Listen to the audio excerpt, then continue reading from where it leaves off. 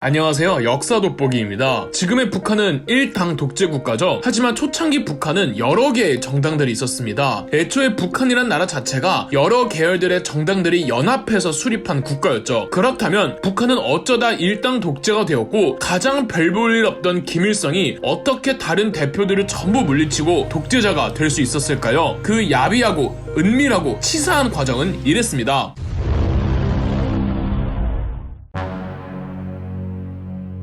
우선 일제강점기 말에서 해방 직후 공산주의 독립운동 계열에는 크게 5가지 계파들이 있었습니다. 먼저 공산주의라는 이 정치 이념은 소련의 러시아 혁명 때 본격적으로 세계로 퍼지잖아요. 한국의 공산주의 독립운동가들 중 러시아에서 직접 유학도 하고 정치 활동도 하는 이 소련파가 있었습니다. 소련파는 공산주의의 최고 사령인 소련의 직접적인 지시를 받는 계파라 본인들이 정통이라는 자부심이 굉장히 컸습니다. 두 번째로는 주로 중국에서 활동했던 연안파가 있습니다. 중국 관내에서는 김구의 임시정부 우익 측과 공산주의 좌익 측이 양 방면에서 독립군을 조직해 일본과 싸우고 있었습니다. 여기서 중국 내에서 중국 공산당과 연합작전을 펼치며 독립전쟁을 하던 공산주의 독립군 출신들이 연안파, 즉 중국 공산당과 인연을 맺고 있는 계열이었죠. 그 다음은 소련도 중국도 어디에도 영향을 받지 않는 국내에서 직접 조직한 굳이 따지면 국내파라고 부를 수 있는 계열이 있었습니다. 이 국내파의 당수는 난놈이 박헌영은 이미 일제강점기에 조선공산당을 조직해 국내에서 공산주의 활동을 계속 이어가고 있었죠. 당대 공산주의 계파 중 가장 세력이 크고 영향력도 막강한 공산주의 단체였습니다. 박헌영의 입지 또한 좌익 계열에서는 가장 존재감이 컸습니다. 우익 측에서도 박헌영을 최종 보스 정도로 여기고 있었고요. 소련파, 연합파, 국내파 이 세 가지가 일단 제일 핵심이 되는 공산주의의 계파였습니다. 남은 두 계파는 세력이 너무 미미해서 껴주기 곤란할 정도인데, 하나는 한반도 북부, 특히 함경도에서 활동하던 그렇게 크지는 않은 갑산파라고 이 공산주의 조직이 있었습니다. 그 다음 가장 마지막으로 가장 족밥인 단체가 만주를 근거지로 하는 만주파가 있었습니다. 만주파라고 하기도 민망한 게 여기서 활동하던 공산주의 사람들은 이렇게 조직을 형성하진 않았고 그냥 거기서 일본군과 싸우던 중국 군대와 연합한 부대에 소속되어 있는 공산주의 사상을 가진 일개 개인들에 불과했습니다. 조직이거나 단체도 아니지만 그냥 만주에서 깨작된 공산주의 계열이 있긴 있어서 이름은 붙여줘야 해서 만주파라고 부르지 이 앞에 4개에 비하면 정말 우스운 수준이었습니다. 김일성은 바로 이 마지막 계열 만주파의 한 사람으로 쉽게 말하자면 당대 공산주의 계열에서 가장 듣보잡인 인물이었습니다. 그저 김일성은 운 좋게 만주에서 뛰다가 연해주, 그러니까 블라디보스토크로 활동지를 옮겼을 때 소련군과 함께 일본군과 싸우며 소련군 눈에 들었고 소련군 장교가 됩니다. 1945년 일본의 패망 직전에 소련이 만주와 한반도 내 일본군과 싸우겠다며 압록강과 두만강을 넘어 한반도로 진입해 위도 38도까지 내려오게 되는데 그때 김일성도 같이 내려옵니다. 이미 일본의 패망은 거의 확정된 상황, 일본이 패전을 선고하면 다음은 미국의 자유주의 진영과 소련의 공산주의 진영이 팽팽하게 부딪힐 것이라는 건 모두가 예고하고 있었습니다. 당연하게도 스탈린은 한반도를 공산화시킬 생각이었고 그러기 위해선 그 일을 맡아줄 한국인 공산주의자가 필요했습니다. 그 역할로는 당시 능력으로 보나 평판으로 보나 세력권으로 보나 국내파의 박헌영이 유일무이했습니다. 그러나 스탈린의 선택은 당대 좌우익 독립운동가 거물들은 들어보지도 못한 웬 김일성이란 소련의 일개 장교였습니다. 스탈린이 박헌영이 아니라 김일성을 선택한 이유는 박헌영이 너무 유능해서 부담스러웠던 겁니다. 박헌영 같은 사람이 한국 공산주의의 전체 리더가 되면 언젠간 소련의 영향력을 벗어나려고 할 것이고 주체적인 판단하에 스탈린의 지시를 고지곳대로 따르지 않을 거라고 생각했던 거죠. 반면 스탈린이 별것도 아닌 김일성을 키워주면 그 감사함에 김일성은 스탈린의 개가 될 거라고 생각했고 말이죠. 스탈린은 김일성의 능력을 따져봤을 땐 박헌영처럼 절대 못한다고 평가했기 때문에 체스판에 말로 쓰기에 더할 나위 없었죠. 우선 김일성은 소련과 같이 한반도 북부로 넘어와 한반도 북부 근거지의 공산주의 계열 갑산파를 흡수합니다. 그다지 큰 조직은 아니었던 갑산파 입장에선 소련의 지지를 받는 김일성이 커 보였겠죠. 그리고 해방이 되고 한 2개월 후였던 1945년 10월 10일 김일성은 박헌영한테 한반도 북쪽엔 이렇다 할 조직이 없으니 조선공산당 북조선 분국을 만들겠다고 합니다. 한반도 남부에서 당시 가장 세력이 컸던 박헌영은 당황했습니다. 한반도 내 공산주의는 본인이 다 읽어놨는데 웬 굴러들어온 돌이 갑자기 세력이 커진 겁니다. 더군다나 한반도 남부는 미군정이, 북부는 소련 군정이 있었으며 소련군이 김일성을 밀어주고 있었기 때문에 박헌영은 김일성과 갈등을 빚으면서도 순응을 해야만 했습니다. 하지만 그러면서도 김일성이나 소련이나 한반도 내 박헌영의 입김을 무시할 수가 없어서 일단 김일성이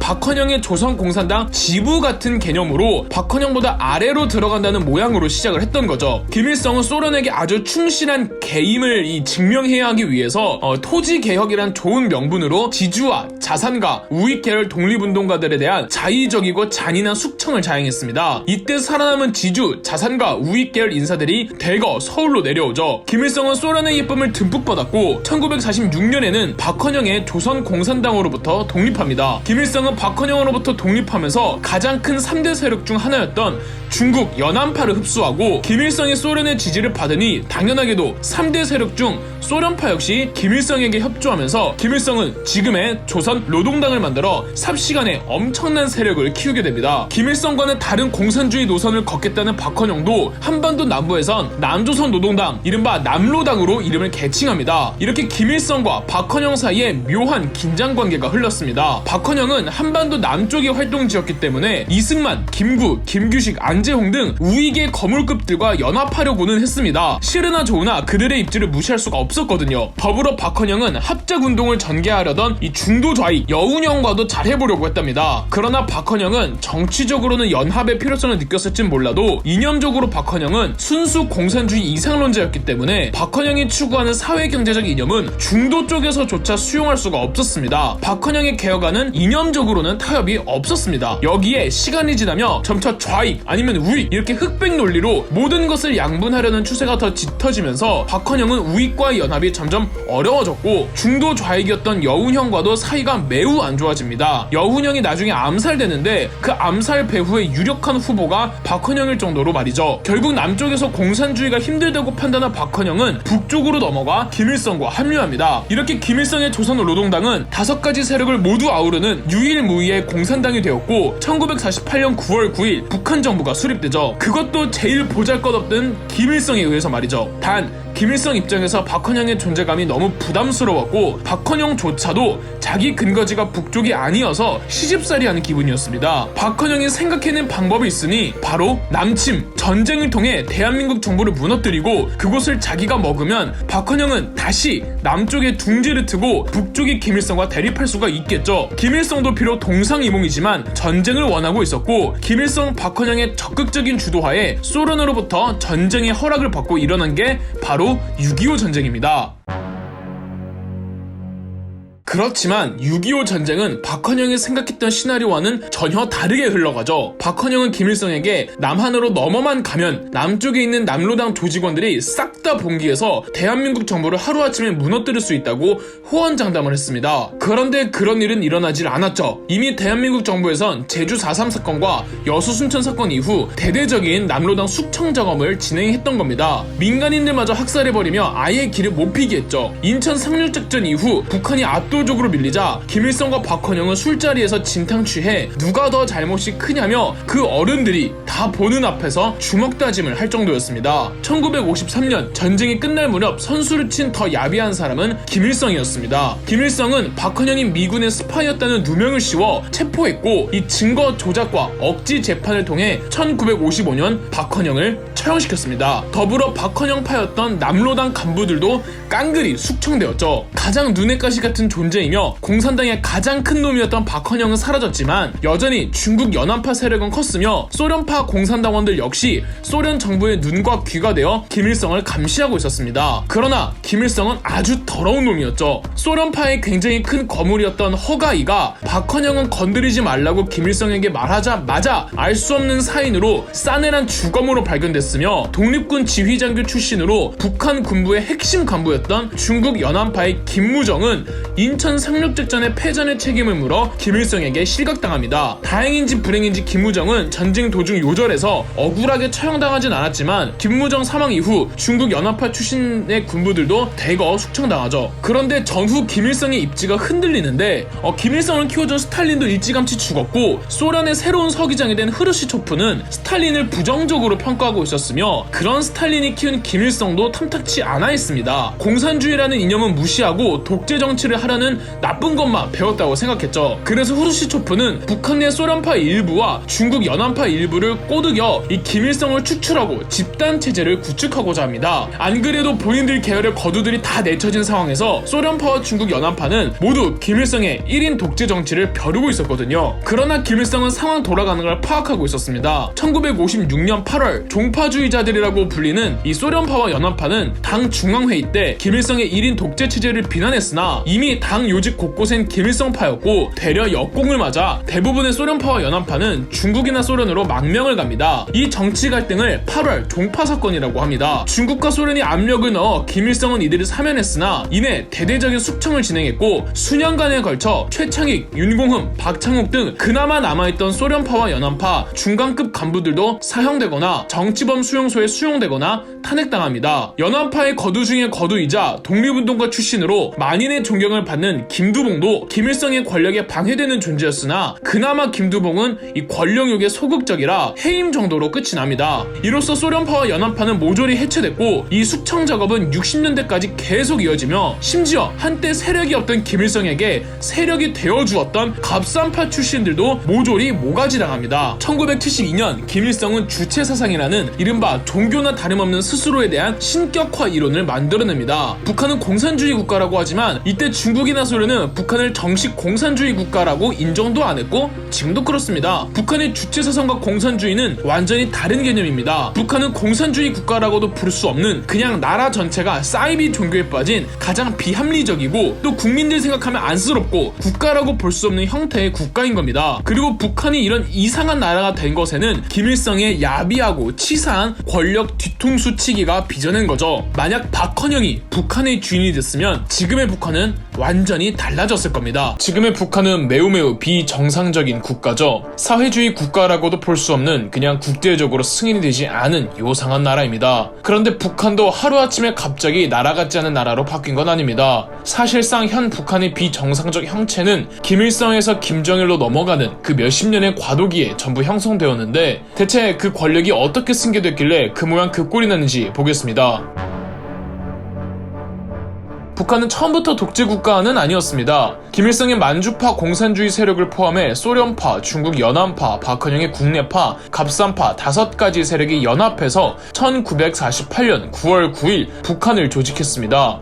즉 북한 수립 당시까지만 해도 김일성의 1인 독재는 아니었죠. 그러나 김일성은 6.25 한국전쟁을 통해 박헌영의 국내파와 소련파, 중국 연합파 최고 관부진들을 모조리 숙청했고 전쟁이 끝나고 몇 년 후였던 1956년 이른바 8월 종파 사건을 일으켜 거의 대부분을 숙청하면서 김일성의 권력이 가장 정점에 이르렀죠. 이때부터 무슨 파라는 이 종파들이 없어지게 됩니다. 김일성의 숙청 작업은 8월 종파 사건이 일어났던 1956년 한 해에만 일어난 게 아니라 이때 가장 큰 숙청 작업이 있었고 그 여파는 60년대 내내 계속이 됩니다. 더불어 8월 종파 사건이 있고 1950년대 후반에 김일성은 이른바 천리마 운동이라는 사회주의 경제운동을 통해 북한 사람들 갈아넣으면서 중공업 분야에서 경제적 성장을 이뤄내기는 합니다. 사실 당시 북한의 경제는 무에서 시작했던 것만큼 새롭게 시작했던 거라 이 성장이라는 단어가 어불성설이긴 하지만 어찌됐든 대외적으로 김일성은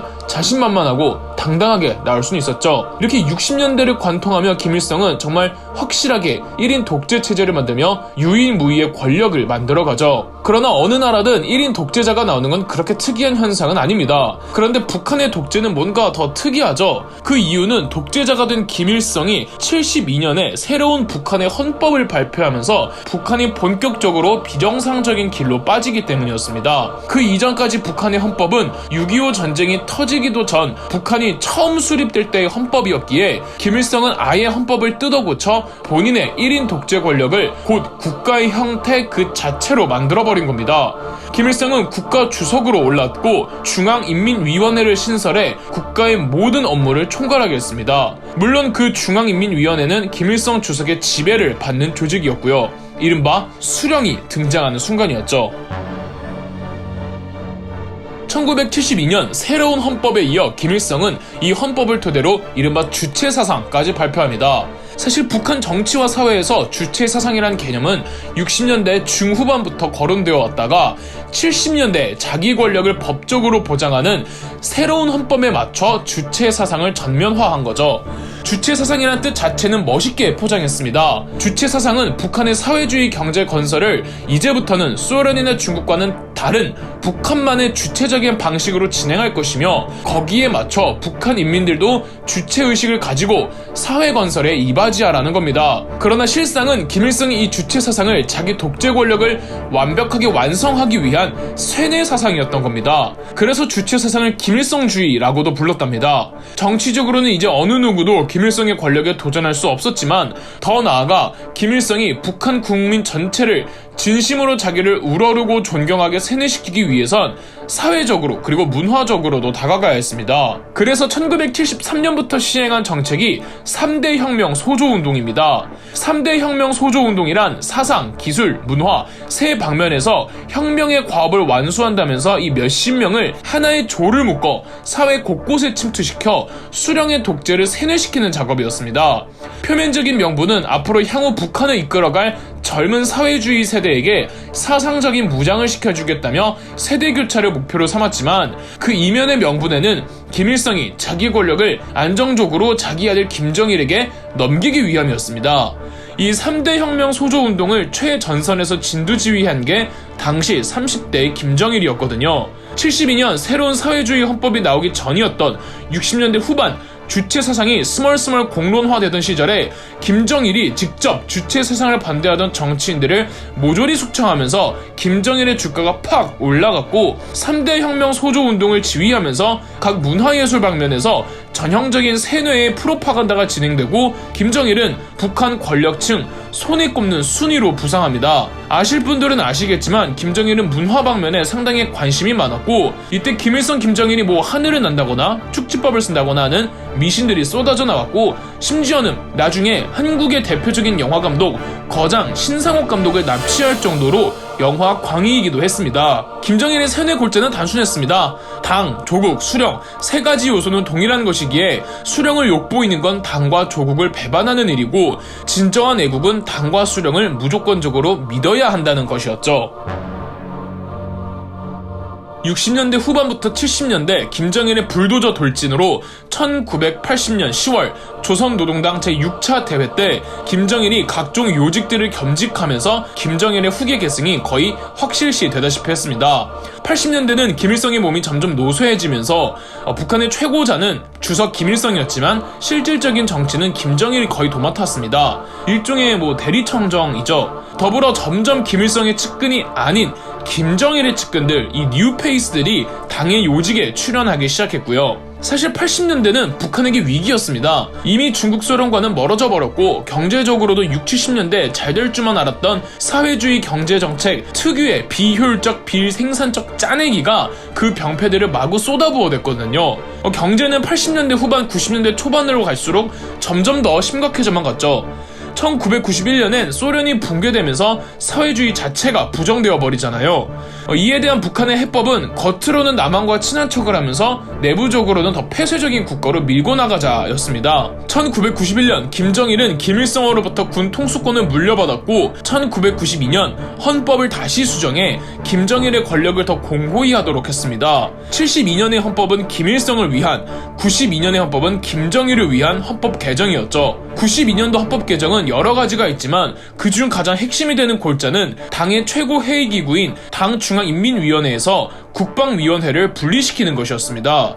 그리고 93년 김정일은 국방위원회의 국방위원장이 되죠. 우리가 김일성을 주석으로 김정일에겐 국방위원장이라고 부르는 이유가 그래서입니다. 김정일이 국방위원회를 분리한 이유는 김일성이 있잖아요. 설령 김정일이 실질적인 권력 행사를 다 하고 있지만 아직까진 엄연히 북한의 주인은 김일성이었습니다. 당 중앙인민위원회는 국가 주석의 통치를 받습니다.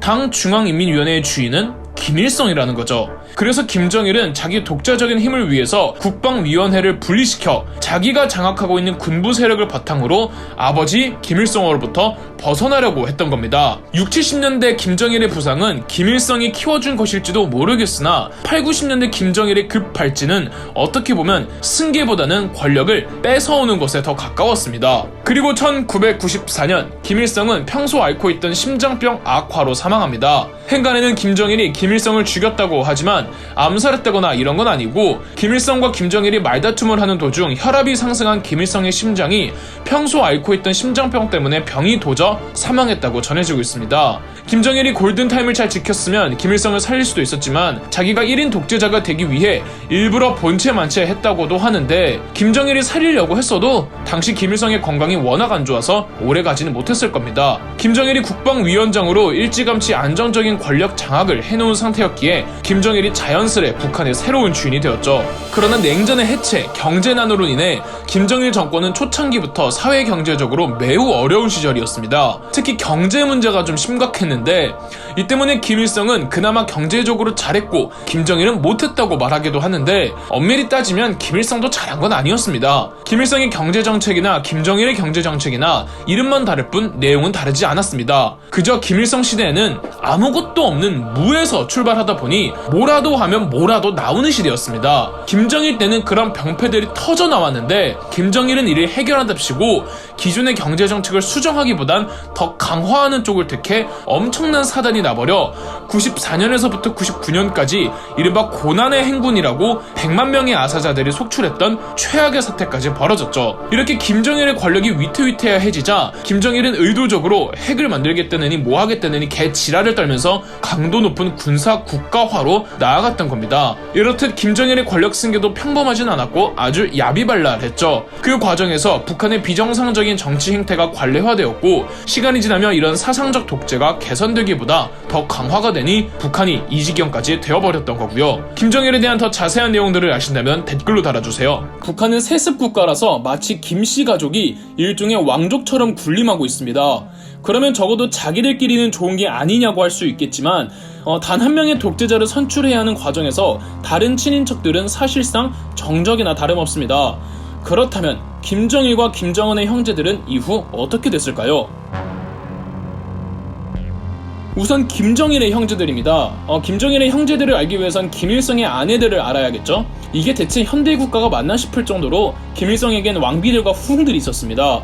김일성의 정실 부인은 김정숙으로 함경북도 회령의 농민 집안이었습니다. 일제강점기 말 한국에 남아있기가 힘들어지자 중국으로 넘어가 그곳에서 중국 공산당에 입당, 당의 지령에 따라 당시 만주 지역에 주둔하고 있던 동북항일연군에 소속되어 항일전쟁에 투입이 됩니다. 동북항일연군은 만주 지역에서 활동하는 중국 공산당이 만든 항일군부대였는데 민족 구성이 다양했고 한국인 공산주의자들도 많았습니다. 예컨대 김일성처럼 말이죠. 김정숙이 김일성을 만난 건 여기서였고 사실 김정숙은 김일성의 부하의 아내였는데 김일성이 뺏어버린 겁니다. 이 김정숙과 김일성 사이에서 이남 일녀를 두는데 장남이 바로 김정일이었습니다. 김정일의 남동생 김만일은 5살 때 물가에서 장난치다가 사고로 익사해버려 일남 일녀가 됩니다. 딸 김경희는 김정일의 유일한 친동생으로 그래서인지 김정일이 김경희한테는 잘 대해주었다고 합니다. 김정일은 김경희는 곧 나고 그녀의 말은 곧 나의 말이고 그녀의 지시는 곧 나의 지시다 라고 말할 정도였습니다. 요즘에는 김경희 이름 자체보다는 그녀의 남편이 더 유명한 것 같은데 남편이 바로 장성택입니다. 김경희와 장성택은 연애 시절엔 드라마 같은 사랑을 했으나 결혼 이후에는 김경희의 알코올 중독 증상과 장성택의 여성 편력 때문에 사이가 멀어졌다고 합니다. 그런데 김정은이 집권하고 얼마 안 있어 남편 장성택이 숙청당해버리잖아요. 김정은의 장성택 제거에 있어서 김경희가 막았는지 찬동했는지는 아직 밝혀지지 않았다고 합니다. 확실한 건 몇 년째 계속 건강이 안 좋은 상태라고 합니다. 여하튼 김경희는 김정일의 유일한 친동생이기에 둘만 놓고 보면 우애 좋은 남매이지만 이 김일성에겐 김성애라는 후처가 있었습니다. 김일성은 김성애를 해방 후 만났고 당연하게도 불륜이었으며 그것도 당시 본 아내 김정숙이 김정일의 임신 중이었을 때 만났다고 합니다. 김일성은 김성애로부터 김평일과 김명일 두 아들과 김경진 딸 하나를 낳습니다. 자, 그렇다면 김정일에게는 김평일, 김영일 두 이복 동생들이 가장 경계 대상이 되겠죠. 김일성의 두 아내 김정숙과 김성애도 당연히 사이가 좋을 리 없겠고요. 실제 김정일은 김평일, 김영일, 김경진에게 형 혹은 오빠라고 부르지 못하게 했다고 합니다. 1960년대 후반부터 김일성은 1인 독재 정치를 완성해 가고 있을 때 가장 쟁점은 김일성의 뒤를 이을 사람이었습니다. 물론 명분만 놓고 봤을 땐 본처 사이에서 낳은 장남 김정일이 가장 적통이 맞겠죠. 그런데 이복동생 김평일이 워낙에 주변 평판이 좋았습니다. 키도 훤칠하고 좋은 인상에 누구와도 원만한 관계를 잘 지냈으며 일 처리부터 대중들 앞에 나서서 연설도 잘했다고 하죠. 그래서 김평일의 지지자들도 알게 모르게 굉장히 많았다고 합니다. 이러면 김정일과 김평일의 사이가 훨씬 더 멀어지겠죠. 그래서 암암리에 60년대 후반까지 김정일과 김평일의 권력 대립이 여러 사람 살떨리게 했습니다. 이걸 김일성이 모르고 있지 않았겠죠. 그리고 본인의 독재 권력을 위해서 두 아들이 치고받고 싸우는 게 전혀 좋지 않다는 건 그 수많은 역사적 사례들이 증명하잖아요. 김일성 입장에서도 애매한 뜻을 보이지 말고 후계를 확실히 해야겠다는 생각이 들었을 겁니다. 1972년 주체사상이 막 완성될 즈음에 김일성은 원로 1세대 정치인들 다 불러 모아놓고 후계를 누구로 정했으면 하냐고 물어봤더랍니다. 그러자 김일성의 오른팔이었던 최현이 김정일을 지지하자 김일성은 고개를 끄덕였다고 합니다. 많은 역사적 사례를 훑어보면 이럴 땐 그냥 장남한테 넘기는 게 가장 최선이긴 하죠. 하지만 둘째 김평일에게는 잔인한 결과만 남아있을 수밖에 없겠죠. 김정일은 어느 누구도 김평일과 말하지 못하게 하고 그와 친한 사이거나 말 조금만 해도 정치 수용소로 보내버릴 만큼 김평일을 사회적으로 매장시켜버렸고 다시는 이 땅을 밟지 말라는 의미에서 유고슬라비아 대사로 보내버립니다. 이후 동유럽의 여러 국가들의 외교관을 전전하며 약 36년 정도 북한으로 돌아오지 못하죠. 이 국가들 중 폴란드에서 외교관을 오래 했는데 이마저도 마음에 안 들었던 김정일의 아들 김정은은 다른 나라로 발령시켜버렸죠. 김정일이 죽고 김정은이 집권할 때 당연하게도 김정은은 한때 아버지와 함께 권력 구도를 이루고 있던 이 삼촌을 경계하지 않을 수 없었을 겁니다. 그러다 2020년 김정은은 약 40년의 유배 생활을 청산하고 김평일을 고국으로 소환시킵니다. 그 이유는 설만무성합니다만 좋은 의미로 삼촌이 불쌍해서 부르지만은 않았겠죠. 동생 김영일 또한 형 김평일이 외국으로 쫓겨날 때 김영일도 독일로 쫓겨났다가 2000년 현지에서 간경화로 사망합니다. 김일성에게는 기쁨조나 안마사 혹은 간호장교들과 즐기다가 낳은 사생아들도 있긴 하지만 이 사람들은 이따 넘어가도록 하겠습니다. 김정일이 죽고 김정은으로 세습이 될 때 김정은의 정권 또한 평탄하지만은 않았죠. 김정은의 아내들은 김일성보다 훨씬 더 복잡합니다. 밝혀진 아내들이 3명에서 5명 정도 되고 아마 밝혀지지 않은 척들은 훨씬 더 많을 겁니다. 공식 부인은 1974년 어느 정도 김정일의 후계가 확정됐을 때 김일성이 맺어준 김영숙입니다. 전화 교환수였다고 하는데 김영숙 사이에서는 딸 2명만 낳았습니다. 정식 부인임에도 김영숙의 존재감이나 밝혀진 게 거의 없는 아내랍니다. 아버지 김일성이 강제로 맺어줘서인지 김정일의 사랑을 못 받은 것 같고 결혼식을 치르지도 않았다고 합니다. 김영숙 사이에서 낳은 2자매 김설송, 김충송도 거의 없는 사람일 정도로 비춰지지 않은 사람들이라 이 2자매에 대한 설명은 이 정도라고 넘어가겠습니다. 김영숙이 김정일의 정실 부인이긴 하지만 그 전에 이미 2명의 아내들이 있었습니다. 첫 번째 아내 홍일천으로부터는 김혜경이라는 딸을 낳았는데 김정일의 첫 아이였습니다. 그런데 정작 김정일은 홍일천과 아무런 사이가 아니라고 부인하죠. 두 번째 아내가 정말 김정일이 사랑했던 여자로 배우 출신이라고 하네요. 이 성혜림 사이에서 낳은 아이가 김정일의 첫 아들 김정남이었습니다. 그러다가 74년에 아빠 김일성이 강제로 김영숙과 결혼시켰지만 김정일은 성에 안 찼는지 70년대 중반에 제1교포 출신으로 무용단에 있던 단원 고용희를 보고 사랑에 빠져 2명의 아들과 1명의 딸을 낳습니다. 이 세 아이가 김정철, 김정은, 김여정입니다. 자, 그렇다면 추려보면 김정일에게는 3명의 아들과 1명의 딸이 있다고 할 수 있습니다. 정작 김정일의 뒤를 이은 건 막내 김정은이란 말이죠. 아까도 말씀드렸듯 첫째가 구제할 수 없을 정도의 개망나니만 아니면 그냥 장남에게 세습해주는 게 그나마 최선입니다. 그런데 김정일은 막내 김정은을 택했단 말이죠. 가뜩이나 장남 김정남과 막내 김정은은 이복 형제. 그러면 김정남의 결말은 이미 정해져 있을 수밖에 없습니다. 그걸 김정일이 몰랐을까요? 장남이 아닌 셋째 아들을 후계로 정하면 피바람이 불 거라는 거 김정일이 정말 몰랐을까요? 자기도 김평일과 대립해본 결과 장남 후계가 그나마 안정적이라는 건 누구보다 잘 알았을 겁니다.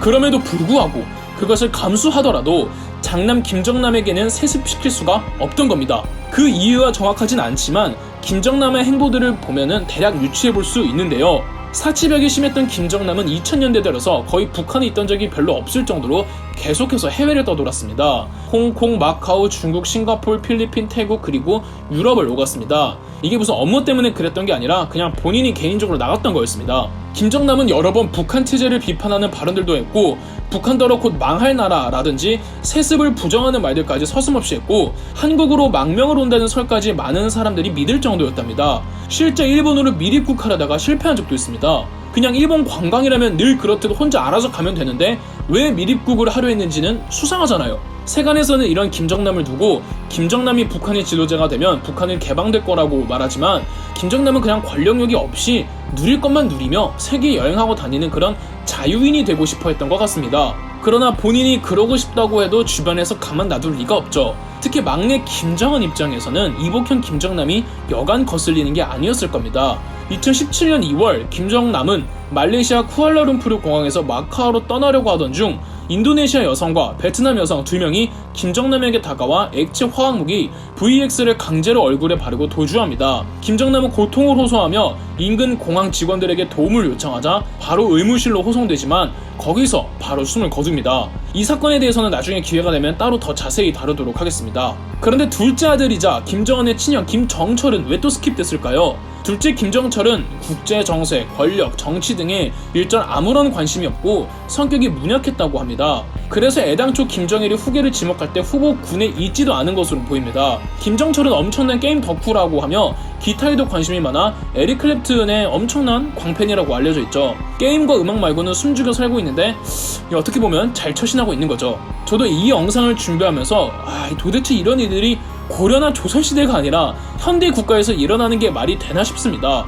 이런 일이 되풀이되는 거 보면 북한은 구조적으로 무조건 무너질 수밖에 없다고 저는 확신합니다. 북한의 3대 독재자 김일성, 김정일, 김정은. 저는 김정일이 여러모로 조선의 연산군과 비슷하다고 생각이 듭니다. 비단 정치적으로 마음에 안 드는 사람들을 숙청했던 공통점 외에도 여러 가지가 있는데요. 김정일과 연산군의 공통점 전에 일단 가장 큰 차이점이 있는데 바로 외모입니다. 조선왕족실록에 의하면 연산군은 여성스러운 외모에 백옥 같은 피부, 그러면서도 키가 크고 다부진 몸이었다고 합니다. 꽃미남 같은 얼굴이었다는 뜻인데 김정일은 생긴 것도 참... 자, 이제 공통점 이야기를 하자면 둘 다 예술에 관심이 좀 많았습니다. 연산군의 경우 시 쓰는 재능이 아주 탁월했다고 하며 무엇보다 음악적 재능이 뛰어났다죠. 춤을 추면 궁녀들이 보고 울 정도였고 노래도 잘 부르고 악기 연주에도 죄가 깊었다죠. 김정일의 경우 영화광이었습니다. 애초에 김일성 치세 하 김정일이 정치 핵심부로 부상한 건 북한의 문화적인 방면에서 김일성과 1인 독재 체제를 찬양하도록 만들면서였습니다. 1970년대 김정일이 주도한 3대 혁명 소조운동이 기술, 사상, 문화 세 방면에서 주체 사상을 세뇌시키는 문화적 운동의 일환이었고 이중 김정일은 유독 영화에 큰 관심을 보였습니다. 그 당시에도 김정일은 신파 영화들을 비판할 정도였죠. 김정일이 가장 남한에게 열등감을 느낀 분야 중 하나도 영화였고 북한의 영화 산업 발전이 미약하다고 생각했던 김정일이 1978년 당시 남한의 거장 영화 감독이었던 신상옥 감독과 전처 최은희 배우를 납치한 사건도 굉장히 유명하죠. 김정일은 납치한 신상옥 감독에게 영화 제작을 강요했고 살기 위해서 어쩔 수 없이 영화를 만들어야 했던 신상옥 감독은 북한에서 여러 편의 영화들을 제작했는데 김정일이 그렇게 좋아했다죠. 김정일과 연산군의 두 번째 공통점은 둘 다 뛰어난 미각의 소유자라는 겁니다. 세종대왕이 절대 음감이었다면 연산군은 절대 미각이었는데 음식만 먹으면 재료의 종류와 어떻게 요리했는지 재료의 신선도 상태를 다 알았다고 합니다. 그만큼 음식에 예민해서 귀하디 귀한 재료와 음식, 요리들을 구해다가 먹었는데 한국에서 나는 음식이 아니라면 비싼 돈을 들여서라도 이 외국으로부터 수입해와서 먹기도 했다고 합니다. 물론 당시 그리고 이후 신하들은 이런 연산군의 까다롭고 예민한 미식을 사치스러운 생활이라고 비난했죠. 김정일 역시 그랬습니다. 김정일의 전속 요리사였던 후지모토 겐지는 김정일이 절대 미각이었다고 회고한 바 있습니다. 김정일도 아주 희귀한 음식들을 찾아 사와 먹었으며 특히 일본 요리를 좋아했다죠. 음식에 대한 지식도 워낙 방대해서 김정일이 먼저 후지모토 겐지에게 이런 요리를 할 수 있겠냐고 제안한 적도 있었다고 합니다. 세 번째 공통점이 아주 골 때리죠. 바로 둘 다에게 채홍사가 있었다는 겁니다. 채홍사의 공식 명칭은 채홍준사라고 연산군 11년이었던 1505년 전국의 아름다운 미모의 기생들과 좋은 말들을 데려오는 일을 하는 연산군이 직접 맡는 관직이었습니다. 이때 직업적 기생들만 데려온 게 아니라 민간인 중에서도 처녀들을 올려다가 연산군에게 바쳤다고 합니다. 채홍사들이 바친 처녀의 수만 1만 명, 이 중 연산군이 직접 오디션을 통해 음악과 예술에 재능이 있는 여자들을 직접 선발해 기생으로 만들었다고 합니다. 기생의 수가 무려 2천여 명에 가까웠고 기생에도 연산군이 직접 등급을 매겨 흥청과 운평이라고 구분하였다고 합니다. 기생의 수에 맞게 악공들도 1000명으로 들리고 광희라고 불렀다고 합니다. 흥청망청이라는 사자성어가 연산군의 흥청에서 유래한 거랍니다. 물론 한 번 운평 내지 흥청이 되면 그 집안 전체가 큰 혜택을 받을 수 있게 되죠. 흥청의 아버지들은 웬만한 사대부 양반 못지않은 대우를 받았다고 합니다. 북한에도 김정일이 이 채홍사를 만듭니다. 이름 그대로 채홍사가 아니라 채홍사나 다름없는 같은 일을 하는 부서가 있는데 이른바 조선노동당 5과입니다. 맞습니다. 우리에게 잘 알려진 기쁨조들을 선발하는 부서가 이곳이죠. 기쁨조라는 명칭은 비공식 명칭이고 이들은 북한에서 공식적으로 조선노동당 5과에 소속된 직원들로 규정됩니다. 기쁨조의 창설은 어느 한 탈북자의 증언에 의하면 1975년이라고 하지만 정확히 언제라고 꼬집어 알 수는 없습니다. 다만 김일성 말년 김정일이 아버지 김일성의 건강을 위해 조직했다고 알려져 있습니다. 혹은 판단력을 흐리게 하기 위해서라는 말도 있죠. 기쁨조는 노래와 춤 등 공연을 하는 가무조, 물리치료나 마사지 등을 해주는 행복조, 그리고 우리가 일반적으로 떠올리는 그런 기쁨조 역할은 만족조에서 담당한다고 합니다. 즉 가무조, 행복조, 만족조 세 가지를 일컬어 큰 의미의 기쁨조라고 하는 거죠. 이 선발 업무를 주관하는 부서가 바로 조선노동당 5과이고 주로 10대 학생에서부터 20대 초중반 사이, 그 중에서도 키 160cm 이상 미모의 여성들을 선발한 후 몇 개월에 걸쳐 교육을 진행한다고 합니다. 선발도 각 지방별 수도 평양에서 그리고 당 차원에서 총 3차에 걸쳐 진행한다고 하죠. 선발 시에는 외모뿐 아니라 학교 생활과 8촌의 신원조회까지 진행합니다. 교육기관에는 혈서로 비밀 유지 서약까지 쓴다고 하고요. 교육기관은 아무리 오래 있어도 파악하기 어려운 마치 미로 같은 구조의 건물이라고 합니다. 만족조의 경우에는 기술이 익히게 하고 가무조의 경우 북한 노래뿐 아니라 러시아, 중국, 일본, 심지어 남한의 노래까지 배운다고 하네요. 기쁨조로 선발되면은 이 군 소위에서 대위 정도의 대우를 받으며 가족들을 얼마든지 먹여 살릴 수 있을 정도의 재정적 지원을 받을 수 있으나 근무하는 기간에는 가족들을 만날 수도 없이 정해진 숙소에서 자유권을 박탈당한 채 감금이나 다름없이 있어야 하며 임신 내지 건강에 이상이 생기면 쫓겨난다고 합니다. 나이가 어느 정도 차서 일종의 퇴직을 하게 되면 기쁨조 경력으로 당의 요직으로 승진하거나 엘리트 남성과 혼인을 시켜준다고 합니다. 김정일 생전 행사 때마다 동원하는 기쁨조의 규모가 무지막지했다고 합니다. 김씨 부자가 아니더라도 군 장성들이나 외국인 VIP들을 위한 작업반도 있다고 합니다. 김일성의 여러 첩들 중 김송죽이 기쁨조 출신으로 알려져 있으며 기쁨조 출신의 첩들은 셀 수 없이 많을 것으로 추정됩니다. 김정일 사후 김정은이 집권하고도 기쁨조가 계속 이어진 것으로 보입니다. 더불어 기쁨조 선발 기준도 더 엄격해졌다는데 대표적으로 기쁨조 선발 자격 중 신체가 170에 육박해야 한다고 합니다. 그러나 최근에는 김정은이 기쁨조를 없앴다는 소식이 일파만파 퍼지고 있습니다. 정확히는 그 성격이 변질되었는데요. 기쁨조를 선발하는 조선노동당 5과에서는 남자들도 선발을 합니다. 이들은 주로 김씨 부자의 경호를 담당하는데 언젠가부터 기쁨조 중 안마와 마사지 혹은 간호 치료를 담당하는 행복조를 김정은이 싹 다 남성으로 바꿨다고 합니다. 만족조는 아예 없앴다고도 하고요. 이유는 김정은이 어머니도 이제 김정일의 본처가 아니었으며 어릴 적 김씨 로얄 패밀리에서 차별을 받아오는 등 이 출신 콤플렉스가 심했으며 사생활을 많이 낳는 게 자기 권력 기반에 도움이 전혀 안 된다고 판단해서라고 전문가들은 추정하고 있습니다. 그렇다고 김정은이 아주 깨끗한 사생활을 가지고 있다고 할 수는 없죠. 아무도 모르는 거죠. 비밀리에 진행되고 있을지. 있을지는 사실 기쁨조에 대해서는 창설부터 지금까지 알려진 바가 거의 없다시피 합니다. 한국에서 얻을 수 있는 정보는 외신 기사나 탈북자들의 증언에만 의존할 수밖에 없는데 이들의 정보가 살짝씩 상이한 부분도 있고 100% 정확하다는 확실한 보장도 없기 때문에 숱한 설들만 난무하고 있습니다.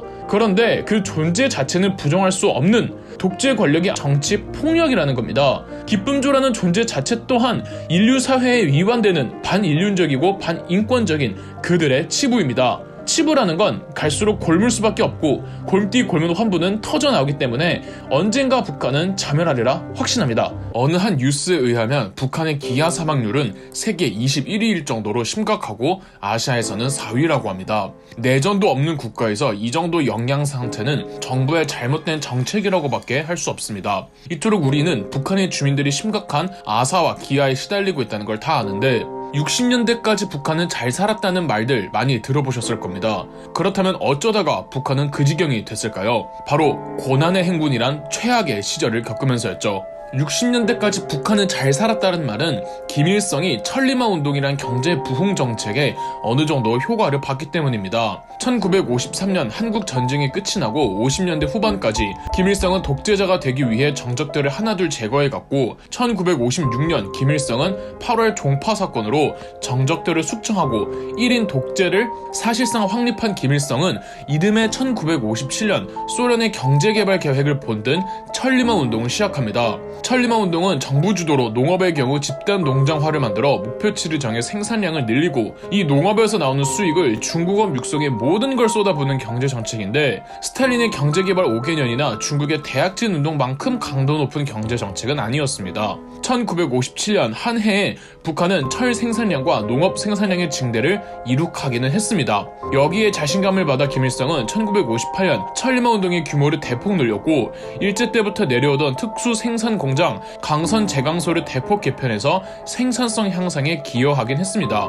그런데 이 북한 국민들을 얼마나 채찍질하고 쥐어짜냈겠습니까? 그리고 공산주의 경제정책 자체가 비효율적일 수밖에 없는데 생산성에 기여해도 농민들과 노동자들에게 적절한 보상 하나 없이 천리마 기수, 천리마 작업반, 노력 영웅 이런 훈장 주는 걸로 퉁쳤습니다. 실질적인 경제적 결과는 당과 정부에서 다 가져가고 영혼까지 갈아 넣은 사람들에게 열심히 했어, 수고했어, 박수 쳐줄게 이런 걸로 보상해주는 게 정상적인 경제 부흥 정책인가요? 그런데도 북한이 60년대 천리마 운동 효과를 본 건 지주나 자산가들은 이미 다 남한으로 넘어온 상태에 6.25 전쟁으로 인해 국토가 황폐화되었기 때문에 아무것도 없는 상황에서 다시 시작했기에 당장은 뭘 해도 성과가 날 수는 있었던 거죠. 그러나 그런 것도 모르고 북한의 당은 본인들 경제 성장에 취해 있었던 거고요. 공산주의 경제정책 특유의 비효율적 구조가 만드는 이 병폐들이 쌓이기 시작하니까 60년대 후반으로 갈수록 농업과 중공업 분야 곳곳에서 실적이 예전만 못하게 나왔고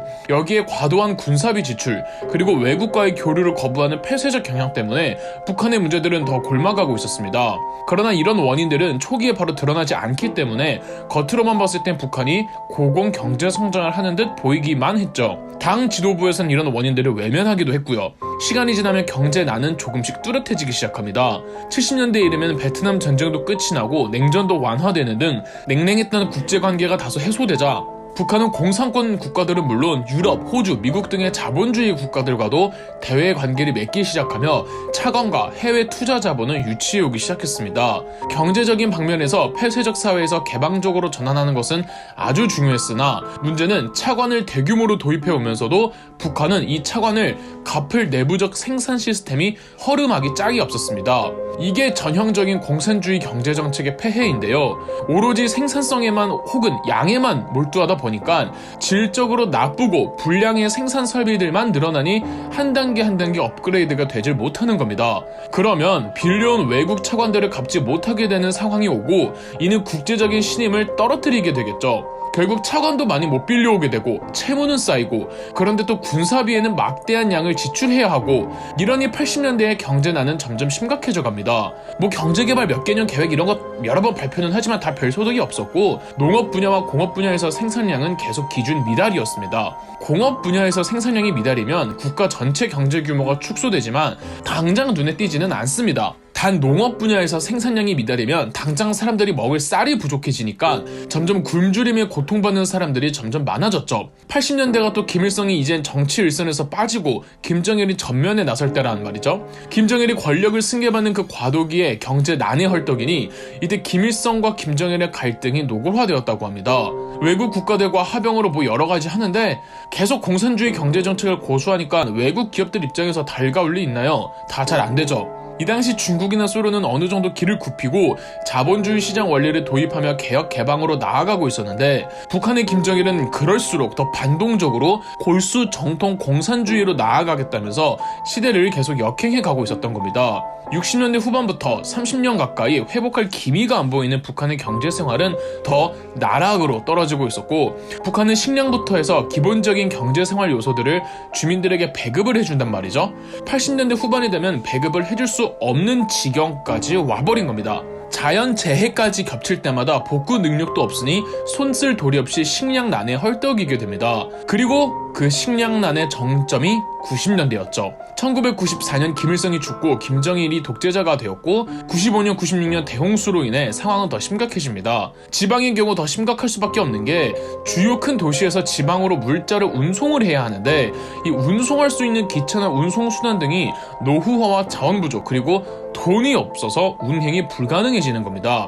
이미 배급은 92년도에 중단된 상황, 아주 최소한의 당장 먹을 식량이 없게 되었고 이러자 주체 사상도 다소 약해진 틈을 타 탈북자들이 대거 발생했으며 집과 먹을 게 없어서 불황하는 거지들을 일컫는 말 꽃제비라는 신조어가 만들어진 것도 90년대랍니다. 이런 심각한 90년대 경제 상태에 대해 김정일과 북한 당의 태도가 더 어이가 없는데요. 공산주의 인민의 부활과 경제 진흥은 헝그리 정신에서 비롯된다며 지금의 어려움은 이른바 고난의 행군 중이기 때문에 극복 정신을 발휘하자는 게 전부였습니다. 그러면서 김정일은 계속 군사비에 대한 지출은 늘리기를 하지 절대 줄이지는 않았으며 서방 국가들과 관계를 무시하며 폐쇄 국가로 일관했으며 무엇보다 지배층들은 여전히 사치스럽고 호화스러운 생활을 했다는 겁니다. 당시 북한의 쌀 생산량을 보면 1990년 336만 톤이었는데 1994년에 218만 톤, 1995년 140만 톤, 1996년 98톤으로 5년 만에 새 토막이 나버린 겁니다. 옥수수 생산량은 더해서 1991년 420만 톤이었으나 1994년 355만 톤, 1995년에는 137만 톤, 1996년 83만 톤으로 급감했죠. 90년대 고난의 행군으로 인해 약 33만 명이 기아로 사망했으며 2000년대 초반까지 집산하면 60만 명까지 육박합니다. 더불어 대부분의 북한 주민들은 만성적인 영양실조에 시달려야 했죠. 이러니 북한 주민들의 성장 상태가 엉망일 수밖에 없고요. 그리고 배가 고프니까 사람들은 길이나 야생에 있는 뭐 아무거나 막 먹어대면서 위생 상태도 더러워지고 길고양이들을 하도 많이 먹어서 현재 북한에서 길고양이 보기가 어려운 수준이라고 합니다. 이래도 정신 못 차린 김정일과 북한 단 정부는 굶주림의 원인을 미국의 경제 제재로만 탓하며 이럴수록 오히려 더 폐쇄적인 국가로 나아가야 한다며 스스로 지옥의 길을 걷습니다. 그리고 도둑이 제발 저린다고 거듭 실패한 경제정책에 본인의 정권이 불안정했던 김정일은 1997년부터 2000년까지 2만 명 이상을 숙청한 심화조 사건을 일으키며 공포정치를 더 강화했죠. 당시 다른 사회주의 국가들에서조차 김정일을 비난하기도 했답니다. 2000년대 북한은 고난의 행군이 종료됐다고 공식 선언했지만 여전히 북한의 생산 설비는 엉망진창이었습니다. 이를 타개하고자 김정일은 2009년 화폐 개혁을 실시했지만 인류 역사상 어느 누구도 생각 못한 최악의 개혁이었기에 가뜩이나 가난하고 먹을 게 없는 나라에서 무분별한 화폐 발행으로 극심한 인플레이션이 일어났으며 그나마 현금을 보유하고 있던 북한 주민들은 강제적으로 현금을 국가에 바치면서 더 가난해져 버린 겁니다. 즉 김정일 시대의 북한은 고난의 행군과 화폐 개혁 크리를 2번이나 받으면서 그 모양 그 꼴이 난 겁니다. 현재 북한은 김정은이 집권한 이래 공장의 생산력과 시장의 각종 규제를 완화하고 있고 외화 수입 제한을 풀면서 조금씩 개선되고 있는 와중이랍니다. 그러나 여전히 사회주의식 폐해 자체를 포기하지는 않고 있죠. 흔히들 김일성은 정치를 잘했고 북한은 김정일 때에 무너졌다고 말합니다. 물론 그 시기가 공교롭게도 김일성에서 김정일로 권력이 넘어가던 과도기에 북한 경제가 붕괴된 건 맞습니다. 그러나 북한 경제 몰락의 원인은 비단 한 개인에게만 있는 게 아닙니다. 90년대 북한의 대기근은 김일성 때부터 이미 쌓이고 누적된 그 병폐와 폐해들이 터져 나온 것일 뿐 김일성이 정치와 경제를 잘했다고 볼 수는 절대 없는 겁니다. 그저 아무 죄 없이 굶어 죽을 수밖에 없던 주민들이 불쌍할 뿐이죠. 그럼 역사 돋보기였습니다. 영상 재미있으셨다면 구독과 좋아요, 알림 설정까지 해주시면 감사드리겠습니다.